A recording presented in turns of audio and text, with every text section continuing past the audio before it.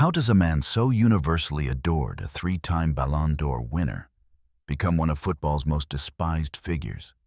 This isn't just a story of goals and glory. It's a tale of a fallen angel. To understand the tragic hero that is Michel Platini, you have to go back to the very beginning. So stick with us and make sure you subscribe and turn on those notifications, because you're about to witness one of football's most dramatic rises and catastrophic falls. Like so many of France's footballing greats, the subject of today's story was born to immigrant parents. In his case, Italians who had sought a new life in France after the First World War. From his earliest days, the ball was his closest companion. As a teenager, he flirted with the dream of joining Metz FC. First, a cruel injury snatched the opportunity away. Then, a failed medical test with the doctors citing a weak heart felt like a final death blow to his aspirations. With his dream seemingly turning to dust, he found a lifeline at Nancy, a club where his own father was a director. It didn't take long for the fans to see what the doctors at Metz had missed. After lighting up the B team with a sensational hat trick, he was given his shot at the big time. And while he would eventually become one of the most beloved players on the planet, his journey was destined to end with him as one of the most hated figures in the sport. This is the story of Michel Platini. His very first match for the senior team was a baptism of fire. As a fight erupted in the stands, the venom spilled onto the pitch. He was spat on, pelted with objects, a brutal welcome to professional football. Soon after playing for the reserves, another disaster struck, a severe injury that put him on the sidelines once more. He wouldn't see the first team pitch again until May. But when he returned, he did so with a bang, scoring 2 goals against Lyon. The following year, he finally nailed down a regular starting spot. But his luck, it seemed, was still cursed. In a match against Nice, a horrific challenge left him with a broken arm in 2 places. His season was over. From the stands helpless, he had to watch as Nancy were relegated. It was in the darkness of the second division that Platini's true fire was forged. He demonstrated just how indispensable he was becoming, the heart and soul of the team. He scored a staggering 30 goals in 43 matches, single-handedly dragging Nancy back to the top flight. Along the way, he even orchestrated the impossible, knocking out the reigning French champions, Saint-Étienne, from the cup with 2 of his signature magnificent free kicks, sealing their fate. Despite another spell on the sidelines with injuries and being called up for military service, one of his most iconic early performances was yet to come. At just 20 years old, he dismantled Marseille, scoring a breathtaking hat-trick that announced his genius to the nation. The following season, after a favorable draw in the French Cup, Platini and his Nancy teammates found themselves on the verge of the impossible, a place in the final. Their opponents? Of course, it had to be Nice, the very team against whom he had suffered that season-ending injury. The script was written. As you might imagine, Platini stepped up. He rose to the occasion, scoring the only goal of the game, a moment of pure redemption that delivered his first-ever major trophy. It was a victory that did more than just fill a cabinet. It earned him a ticket to the 1978 World Cup, just 2 weeks away. But the World Cup, which should have been his grand arrival on the global stage, turned into a nightmare. A few months earlier, France had beaten Italy with Platini delivering a masterclass. The French fans expected a repeat, but the Italians, masters of the dark arts, had done their homework. They conjured up a plan specifically to nullify him, to cage the artist. It worked to perfection. France crashed out in the group stage, and Platini, the golden boy, became the scapegoat. For months he was booed by his own supporters, the cheers of the cup final replaced by jeers of blame for their early exit. What a cruel, fickle game this can be. After all, he had endured the injuries, the setbacks, to finally taste glory, and then have it turn so sour so quickly. What do you think was going through his mind? Was it anger, a sense of injustice, or just the quiet determination to prove them all wrong? Let me know your thoughts down in the comments. After one last season at Nancy, a year again hampered by injury, Platini knew it was time for a change. The biggest clubs in Europe were circling. Inter Milan and PSG were desperate for his signature, but he chose to stay in France, moving to the mighty Saint-Étienne. He spent 3 seasons there, but his time was marked by a frustrating sense of what if. He won just a single league title. He suffered the heartbreak of losing 2 French Cup finals in his last 2 years.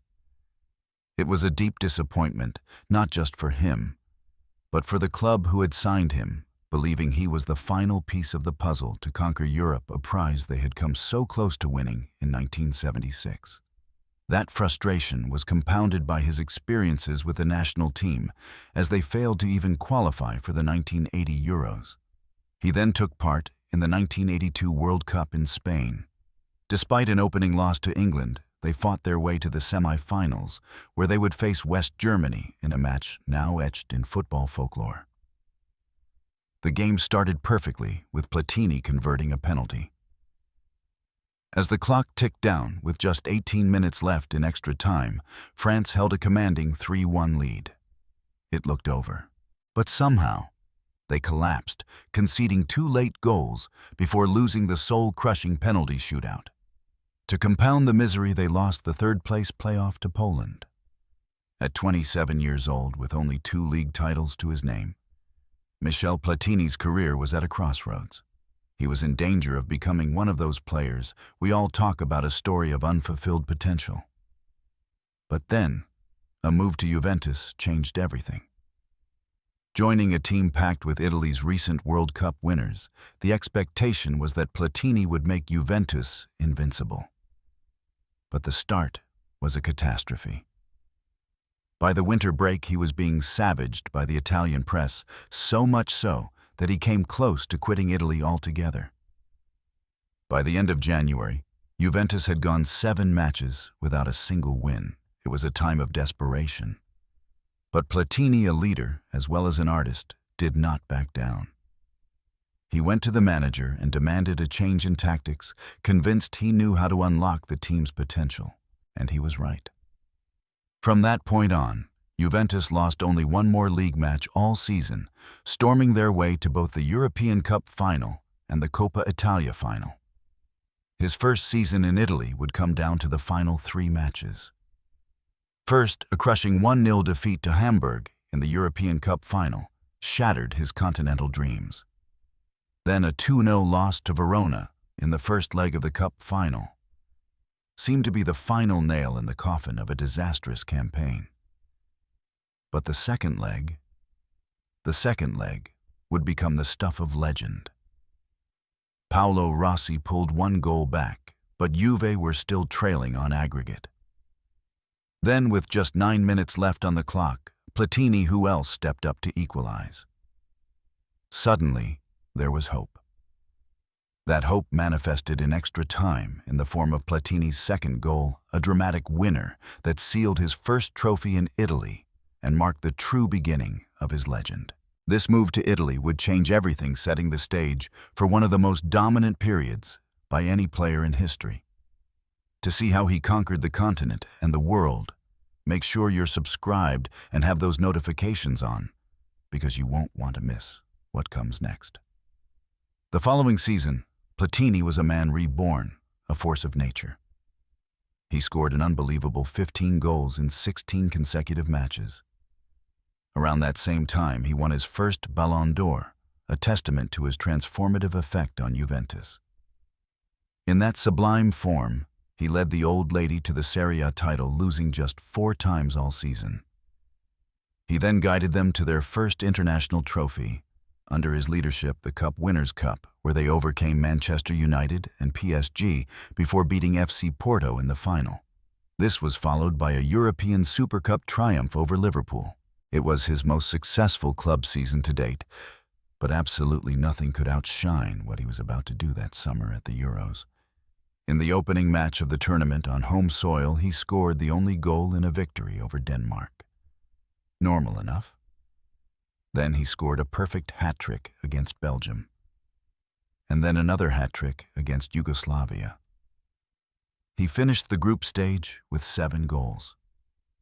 In the semi-final against a brilliant Portugal side, the match went to extra time. After a tense 1-1 draw, both teams scored again, and with penalties looming, the game was unlocked in the final dying minutes by the genius of Platini himself, sending France to the final. A comfortable 2-0 win over Spain, with Platini opening the scoring, sealed the trophy. But the details are what make this story truly mind-boggling. Platini had scored in every single match of the tournament. He scored 64% of his team's goals. This was his only ever European championship. The man can truthfully claim to have a perfect record at the Euros. He scored in every game he ever played in the competition. He remains the joint top scorer in the tournament's history, alongside Cristiano Ronaldo, despite playing in only one edition. He holds the record for the most goals in a single tournament, the most hat-tricks, and the most consecutive matches scored in. It was, without exaggeration, one of the greatest individual performances in the history of sport. The following year, the quest for the European Cup continued. Juventus navigated their way past Ilves, Tampere, Grasshopper, Sparta Prague, and Bordeaux to reach the final. There a truly fitting adversary awaited them, Liverpool.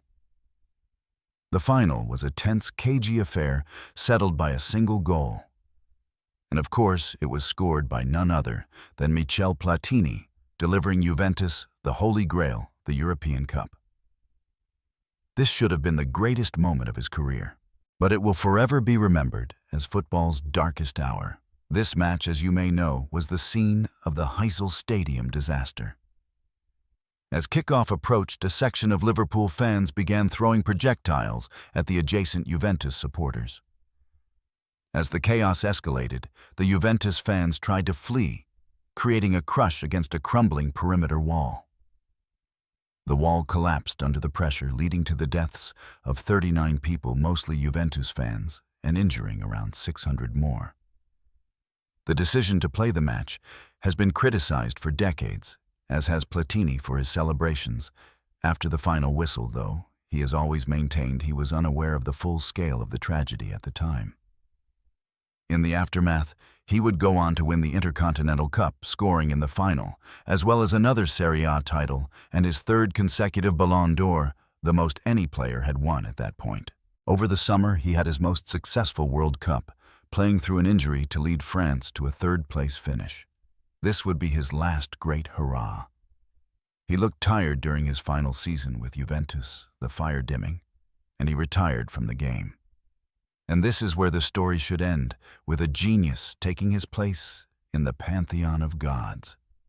So how, you must be asking, did he become the most hated man in football? Well, following his retirement, Platini took over as the coach of the French national team. He led them on a record 19-match unbeaten streak, only to step down after a disappointing first-round exit at the Euros, a tournament they were favorites to win.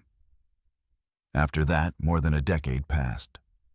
Then in 2007, he was named the new president of UEFA. This was his chance to give back to the sport that had given him everything. Instead, he became embroiled in the infamous 2015 FIFA corruption case. While many high-ranking officials were imprisoned for money laundering and racketeering, Platini somehow walked free. Perhaps that wasn't a big enough scare. He was then implicated in another corruption scandal, this one surrounding the awarding of the 2022 World Cup to Qatar. This time he couldn't escape. He was arrested in 2019 and, despite later being released, was banned from all football-related activities. The artist who entertained the world with his grace and touch had seemingly betrayed everything he once stood for. He remains football's prodigal son, a man who claims he can still prove his innocence, a claim met with disbelief from the watching world. But putting all of that aside for a moment on the pitch, he was one of the very best we have ever seen. He surely made his name one of the greatest and most respected in the game. It's a damn shame, to be honest. He could have kept his legacy at such a high level, remembered so fondly by everyone. But well, Everyone has to choose their own path in life, and I guess that's what he chose for himself. And that's where this incredible, complicated football story concludes.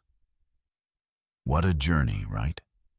An absolute roller coaster of triumph and tragedy. I'm so eager to hear your thoughts on this one. What moment stood out to you the most? Do you separate the player from the man? Please share all your opinions, your favorite moments, and any questions you have in the comments below.